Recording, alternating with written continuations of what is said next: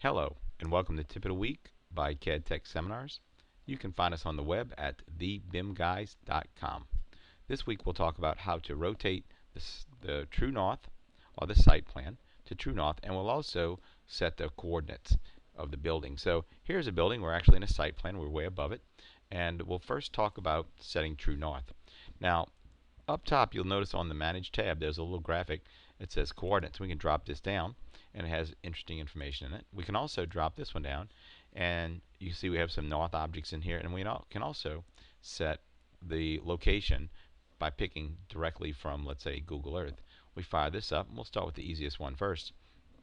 We'll come in here, it says Internet Mapping Service, and if we have internet access, we can come in here and actually pick the location where it is, or type it in. So we can type the project location in. Let's say, for instance, we'll type in 123 Main Street. Let's say, I don't know, I can't think of a location, so let's say we'll go here and type in New Orleans, LA. Okay, so what it's going to do is see it drops it in, and there it is. So cool. We go ahead and hit OK. So now that gives it a reference in the world.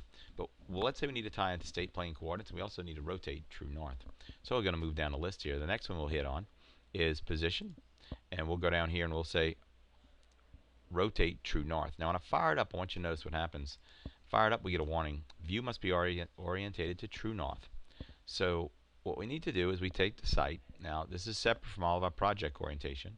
We're going to set the site, and I'm going to come down here, and probably the best thing to do is duplicate it. We'll duplicate the view, duplicate, and I'm going to duplicate it, and then I'm going to say rename it to site true north. So I have a site regular and a site true north. And we hit OK. Now as we scroll down, we're on site true north. You'll see that down toward the bottom, we go through here, and it's going to tell us, actually going more toward the top here, it says orientation, project north. We're going to say no, use true north.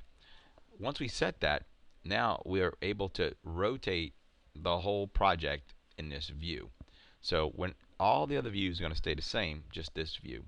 So we're going to tell Revit that we want to come down here and rotate true north. Now let's say we know that true north is, let's say, 20 degrees off of our project north. We'll make it maybe a little different. Let's say 24 degrees or 23 degrees, maybe 30 minutes. All right. Now at this time, we could place the center of rotation or just hit enter, and it will rotate the building for us. So now if we turn on the sun path on, you'll notice specify location and date. That's going to use the information we just put in. You'll notice that true north is set up here. Now if we go back to the project, let's say we go to, let's say, a first floor plan, you'll notice that it's project north. So that's how we go ahead and set the project north. Now once we have project north set, what we're going to do is we're going to set the actual corner of the building. Back in the site plan, we'll go to regular site just so it's clean, and we want to set the corner of the building. Now we don't even know where 0, 0 is, so we're going to hit this little light bulb here, and you'll notice we see this little graphic. That is project 0 and your site 0. Now I'm going to turn the light bulb off, and I'll go to it long ways. I'll type in VV as in Victor, Victor, and then we're going to scroll on down, and under site you'll see there is a setting. So under site, we're going to see we have property base point, project base point, and survey point. I hit OK on that. Once I hit OK, you'll see they show up. Now I'm going to move the project 0. You'll see here it says it's at a certain point. I'm going to actually unlock it from the building in the site. It's going to float now. I hit the move command. I pick a point. Let's say the center of that point there. So I'm going to zoom in a little bit, pop on it, and I'm going to move it over here. Now we can check it again. I'm kind of moving kind of fast here. I want to make sure that there it is. So it's on the dead corner of that building. Now you'll notice some numbers here. That's the project 0 in relationship to the site. Now I'm going to grab the site, and I'm not going to unpin this one. It's a little crazy, but that's kind of how it works. And I'll drag it over here. Now I want you to notice the numbers that pop up on my project corner. You'll notice that they're now both positive. So it says it's a certain distance from that location. So at this point we have this point set, and we have this point set. Now we're going to go back up top, and we're going to fire up our little tool here, which is Annotate. And we're going to come in here and hit spot coordinate. Now when I run a spot coordinate and it says horizontal, by default, if I pick on this and I drag up and over, you'll notice that we zoom in, it says it's 56 and -2. You're like, well, wait a second. So why are we getting that number? That number is based off of this guy here. All right. So if you look at, now you see that the arrows have rotated because it's true north, right? So that's where it's working from. Now you're like, I can't see that very well. Let's go to this view. So now if we were to take those points again, let's go crank them up so we can see them. We'll just turn a little show hidden. You'll see up and over. So that's why that point, it has a weird, looks like a weird reference. So it's based off of this one. Now, so now you can kind of see the relationship. It's a little cleaner than it was sitting sideways. So you can see how that relationship is. So let's go back to the site. Oh, it's nice and clean. So you'll see that is based off of this location down here. Now that may work for us, but really what we're going to do is I want something that is based off of this one. So I'm going to grab this, and I'm going to go over here and edit type, duplicate, set this to building,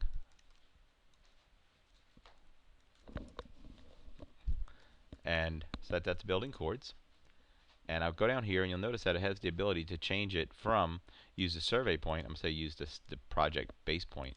Now when I hit OK on that, you'll notice that the numbers change because I'm using the building coordinates. So let's go back up to Annotate, Spot Coordinate, and you'll see when I hit here, now that's using the site coordinates. If I say use building coordinates, you'll notice it's going to zero out. There it is. It zeroes out of that location. So we can use both sets of coordinates to make things happen. Now the final thing is, let's set the true building location. So the final button up top would be under Manage.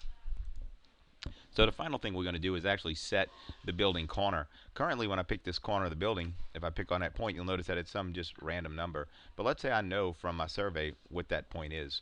So we can go up top to this little drop down, and you'll see it actually says specify coordinates at a point. So I can pick the corner of the building, and I can tell Revit that that corner is, let's say it's something super high, 3, 4, 5, 6, 7, 8, and then it's also maybe 5, 6, 7, 8, 9, 0. All right, let's go ahead and put that number in here, right? And we can even set the elevation. Now, when we hit OK on that, you'll notice that the little site guide disappeared.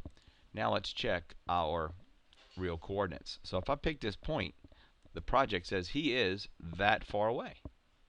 Now, let's go ahead and pull the point. So I'm going to, annotate, use a spot coordinate, and base it off of not building coordinates but horizontal, which was the original. And I come in here, I pick a corner. You'll notice that corner is based off of the true site. So that's how you set the points in Revit. So we set the corner of the building, we set the site, and we also set the true rotation. And just to check it, we even fired up the sun path just to see what it looked like. So hopefully that tip worked out for you. If you have any questions, comments, or want to check us out on the web, check us out at thebimguys.com. Thank you.